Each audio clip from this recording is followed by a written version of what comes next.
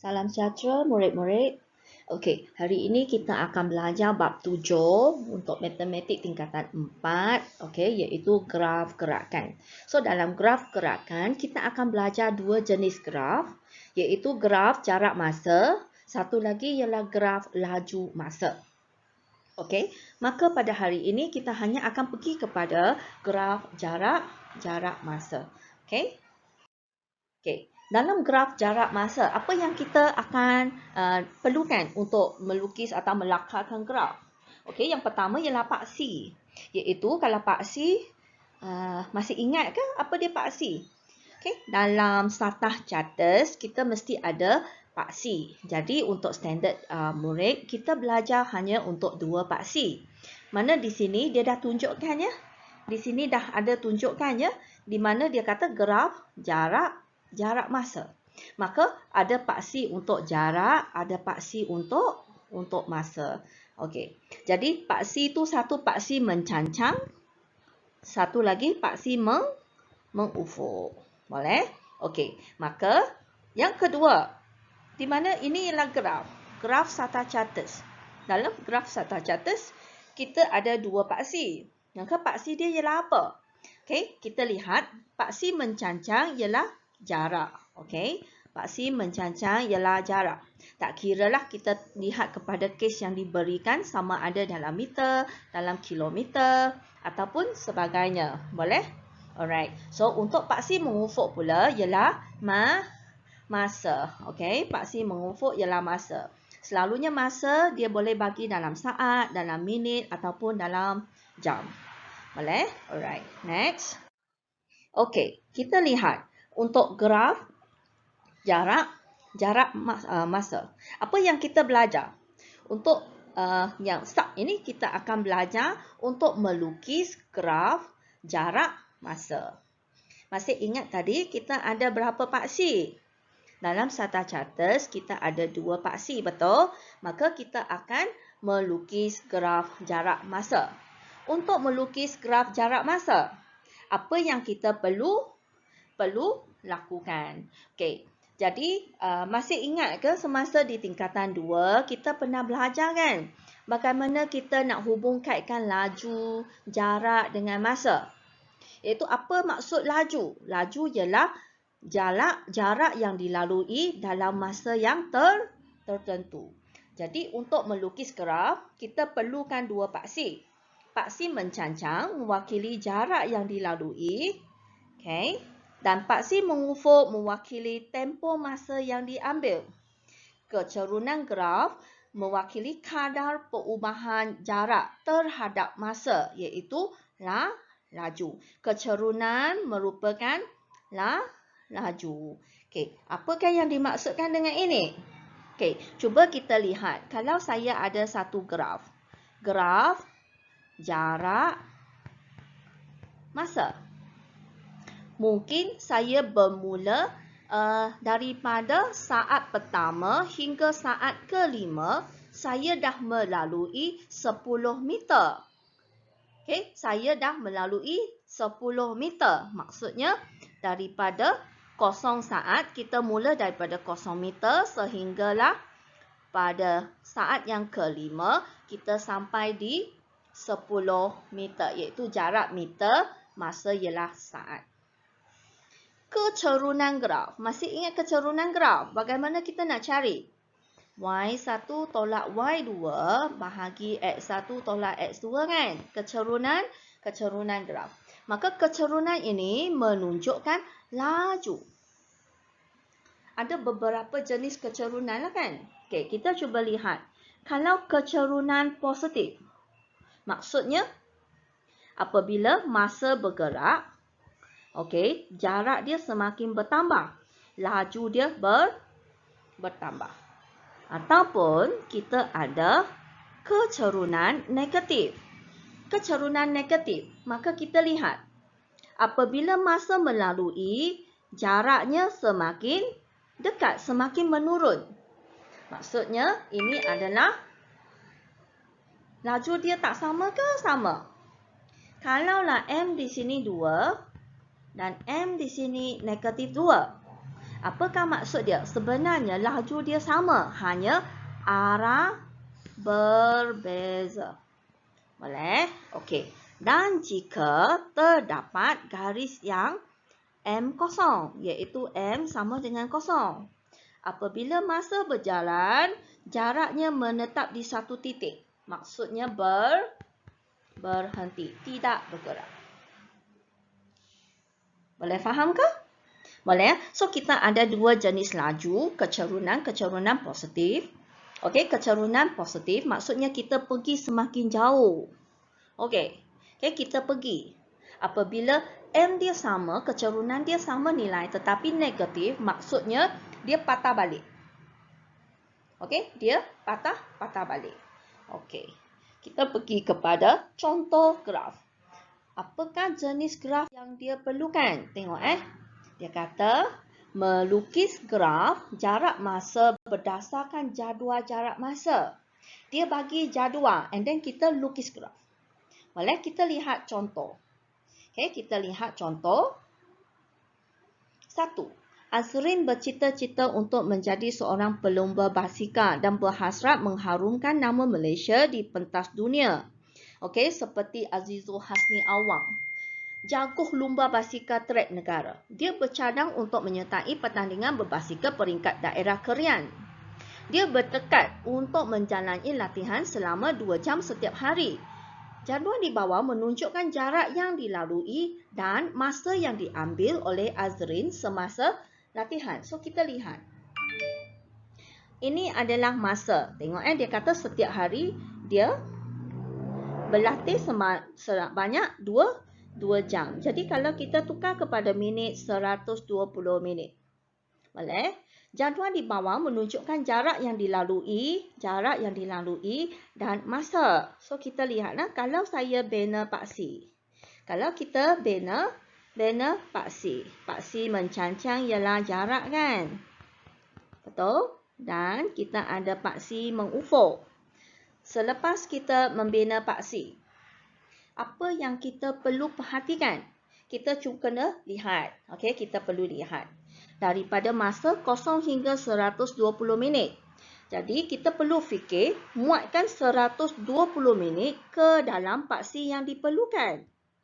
Iaitu, kita perlu ambil skala yang sesuai. Boleh faham? Kita kena ambil skala yang sesuai. Contohnya, saya ambil satu unit tu 20 km. Okey, 20 km. Maka unit kedua 40, 60, 80, 100. Tu tengok tak cukup. Betul? Jadi kita pun tambahkan. Okey, kita pun tambahkan. Panjangkan paksi mencancang ini. Supaya 2, 4, 60, 80, 100 dan 120. Jangan lupa untuk label paksi mencancang ialah jarak dalam kilometer. Masa yang diambil ialah minit.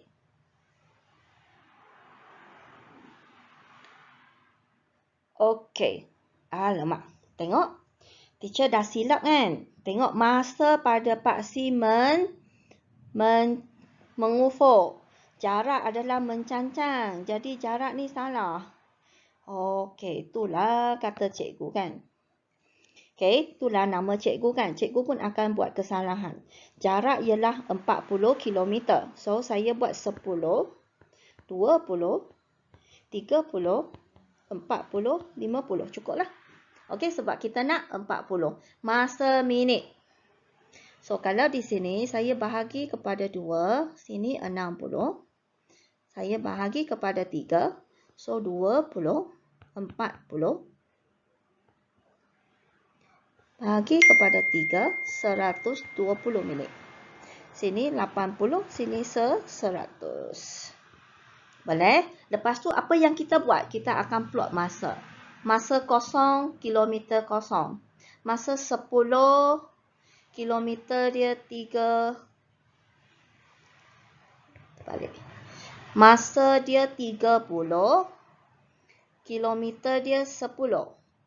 Masa dia 60 minit, jarak dia 20 km, jarak 90 minit 30 km dan 120 minit 40 km. Boleh? Boleh tak? Lepas kita ambil skala yang betul, kita akan plot titik-titik tu daripada jadual. Boleh? Okey, seterusnya menggunakan pembaris, kita sambungkan garisan ini. Okey, maka ini adalah graf jarak masa yang diperlukan. Boleh? Okey, cuba kita cek ada tak betul graf yang teacher lakar ini. Okey, ini adalah graf dia.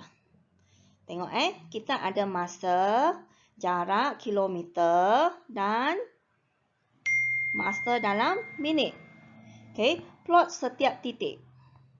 Plot setiap titik 30, 10, 60, 30, 60, 20, 90, 30 km, 120 minit, 40 km. Maka ini adalah graf dia. Okey, murid-murid, cuba lihat graf ini. Graf ini merupakan keturunan positif. Maksudnya, dia ambil kira dari masa dia bermula sehinggalah masa tamat. Apabila tamat, dia berada sejauh 40 km daripada tempat bermula.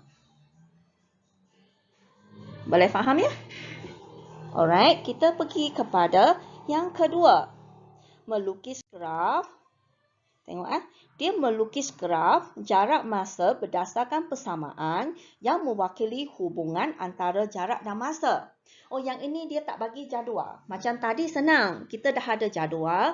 Kita hanya tentukan skala. Lepas tu kita melukiskan graf. Okey. Jika graf tidak diberi, jadual tidak diberi. Cuba lihat contoh 2. Encik Selma memandu kereta selama 3 jam sejauh 240 km dari Kuala Lumpur ke Kuantan untuk melawat ibunya. Jarak S kilometer yang dilalui oleh Encik Selma dalam tempoh T jam diwakili oleh ini. Maksudnya, perjalanan S dia sama dengan 80 T. Okey, S sama dengan 80 T. Kita lihat di sini.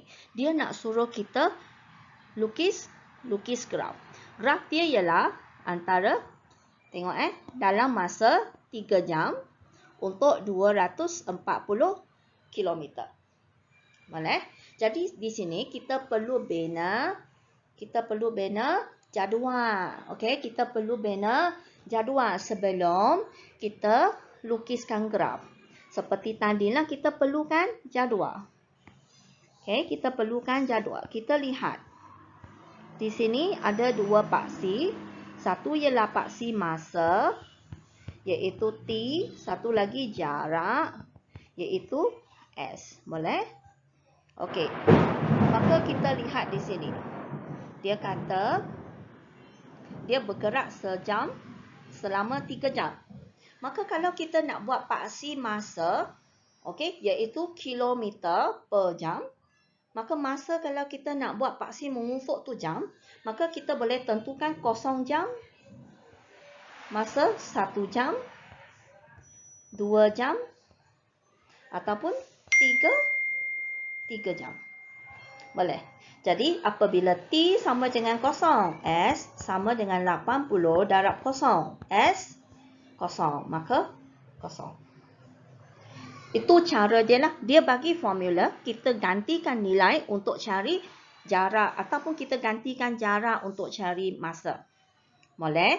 Dan apabila T sama dengan 1, maka S sama dengan 80 darab 1. Sama dengan 80. Sini 80. Apabila S sama dengan 2, S sama dengan 80 darab 2. Iaitu 160 km. 160.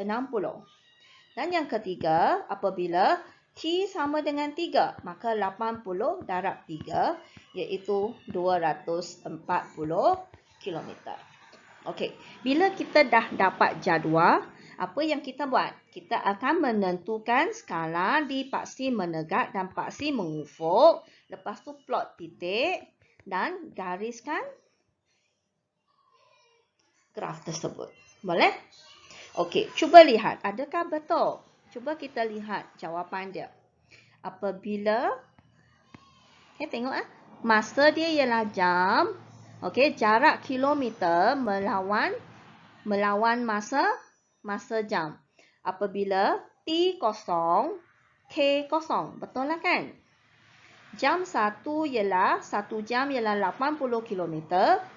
Pada masa jam kedua, masa 2 jam, dia berada di 160 kilometer. Dan pada jam yang ketiga, dia berada di 240 kilometer.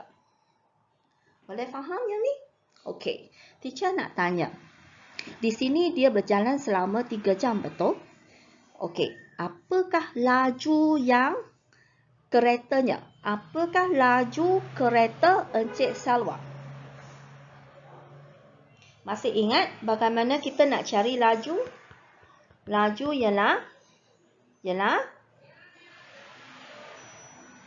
apa? Bagaimana kita nak cari laju?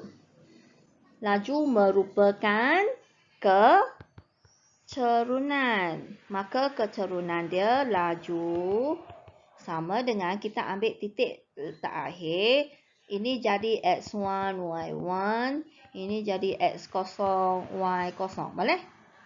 Laju sama dengan 240 tolak kosong bahagi dengan 3 tolak kosong. Maka sama dengan 80 km per jam. Maksudnya, puratanya pada 1 jam, Encik Salwa bergerak sebanyak 80 km. Boleh? Okey, kalau boleh, kita lihat satu lagi contoh. Okey, satu lagi contoh melukis graf berdasarkan persamaan yang diberi. Okey, kita pergi kepada seterusnya. Okey, tengok contoh 3. Jaswinder Singh mengambil bahagian dalam acara merentas desa sejauh 8 km yang dianjur oleh pihak sekolah pada Hari Sukan Negara. Diberi hubungan jarak dengan masa larian daripada garis penabat ialah S sama dengan 8 tolak 1/5T. Dengan keadaan S ialah jarak kilometer, T ialah masa dalam minit. Lukis graf jarak masa Jaswinder Singh untuk tempoh 40 minit. Okey. Maka apa yang kita buat? Macam tadilah bila dia bagi formula, kita akan bina jadual. Okey, kita bina jadual. Jadual kepada apa? Jarak dan masa. Maka kita buat masa. Masa dia dalam mana? Masa ialah dalam minit. Okey, dan jarak dalam kilometer. Kita lihat, dia perlukan 40 minit. Maka, berapakah titik yang kamu nak cari di sini? Okey, teacher decide lah. Saya akan mula daripada 0 minit, 10 minit, 20 minit, 30 minit dan 40 minit. Teacher buat 5 titik. Boleh? Teacher buat 5 titik. Bolehkah? Okey, kita lihat lah. Kalau saya gantikan T kosong, S ialah 8. Boleh? S sama dengan 8 tolak 1/5 darab kosong. Maka S ialah 8. Okey. Yang kedua, S sama dengan 8 tolak 1/5 darab 10. Di sini saya ringkaskan jadi 2. 8 tolak 2, S ialah 6. Boleh? Okey. Lepas tu, apabila T sama dengan 20. Ini 6. T sama dengan 20. 8 tolak 1/5 darab 20. Ringkaskan jadi 4. 8 tolak 4, 4. Boleh? Okey. Apabila S sama dengan 30. T sama dengan 30. Ini ialah T, ini ialah S. Maka S sama dengan 8 tolak 1/5 darab 30. Ringkaskan jadi 6, maka 2. Okey. Untuk yang keempat, S sama dengan 8 tolak 1/5 darab 40. Maka di sini 8 kan? Maka jarak dia kosong. Kalau kita lihat train dia, maksudnya, okey, formula ini adalah daripada garisan penamat. Boleh? Daripada garisan penamat ke tempat permulaan. Sebab merentas desa kan, selalunya kita mula daripada tempat yang sama, kita akan balik ke tempat tersebut. Maka dia bergerak daripada penamat ke permulaan. Okey, ke permulaan. Maka lakaran graf dia, okey, kalau kita lihat lakaran graf dia, di sini adalah masa dalam minit. Di sini adalah jarak dalam kilometer. Boleh? Okey, jaraknya maksimum 8, jadi sini 4, 8, 6, 2, 0. Okey, masa 40. So, 20, 40, 30, 10. Maka, pada masa kosong, 8. Pada masa 10, 6, 4, 2, 0. Maka graf pergerakan adalah begini. Boleh ya? Okey. Ini adalah graf jarak masa. Boleh fahamkah murid-murid?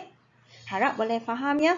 Okey, ini adalah secara detail bila kita pergi mengikut masa. Contohnya 40 minit, maka kita buat 10 minit, 20 minit, 30 minit dan 40 minit. Boleh? Okey, sebenarnya kalau kita lihat dalam formula, dia adalah satu garis lurus. Betul? Sebab dia adalah persamaan linear. So, jika persamaan linear, maka sebenarnya kalau kita dapat dua titik, maka kita boleh kita boleh lukis graf tersebut seperti ini. Okay, kita lihat Okey. Saya tak boleh patah balik. Maaf ya.